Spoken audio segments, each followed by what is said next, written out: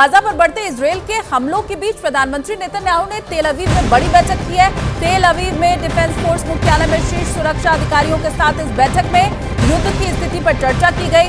बैठक में chief of staff Mossad प्रमुख, शिन बेट प्रमुख, रक्षा मंत्री योव गैलेंट और युद्ध कैबिनेट सदस्य मंत्री बेनी गैजेट शामिल हुए। ये बैठक ऐसे वक्त में हुई है जबकि इजरायल की सेना गाजा पट्टी पर अपने आक्रमण को और ज्यादा आगे बढ़ा रही है। इजरायल की खुफिया एजेंसी मोसाद के प्रमुख ने भी बंधकों की रिहाई के मुद्दे पर पश्चिम एशिया के देश कतर का दौरा किया।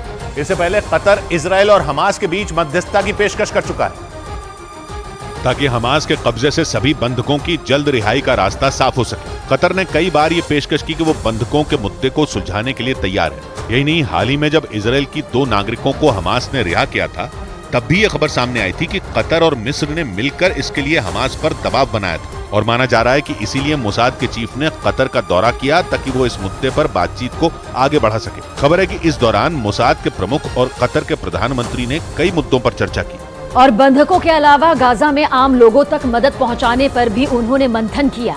हालांकि इस बात की जानकारी नहीं मिल सकी कि बंधकों की रिहाई के मुद्दे पर दोनों पक्षों ने क्या फैसला लिया। बंधकों की रिहाई के मुद्दे पर अमेरिका ने भी कतर से बातचीत तेज कर दी।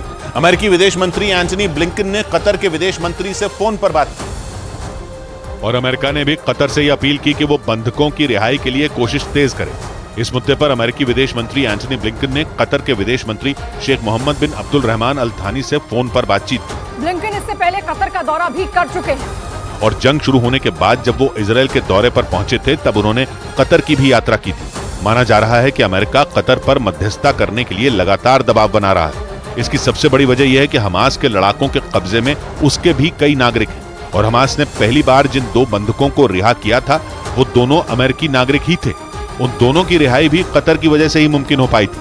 दावा किया जा रहा है कि गाजा पट्टी में हमास की इस खतरनाक ब्रिगेड ने इजरायल की सेना को करारा जवाब देने की पूरी तैयारी कर रखी है। आरोप है कि हमास की अल कासम ब्रिगेड ने ही 7 अक्टूबर को इजरायल में घुसकर हमलों को अंजाम दिया था और वहां ऐसा कत्लेआम मचाया था कि जिसे देखकर पूरी दुनिया कांप गई थी। 7 अक्टूबर को अल कासम ब्रिगेड के लड़ाकों ने इजरायल की जमीन को यहूदियों के शवों से पाट दिया था। सबसे बुरे हालात दक्षिणी इजरायल में मौजूद किबुत्ज रईम इलाके के थे, क्योंकि वहां इस ब्रिगेड के लड़ाकों ने एक साथ 250 से ज्यादा लोगों की सामूहिक हत्या कर दी थी। इजरायल के मीडिया के मुताबिक उस रोज अल कासम ब्रिगेड के हमलों में इजरायल में करीब 1400 लोग मारे गए थे और 200 से ज्यादा लोगों को हमास के लड़ाकों ने बंधक बना लिया था, जिसके बाद से इजरायल ने हमास को गाजा पट्टी से उखाड़ फेंकने की कसम खा ली।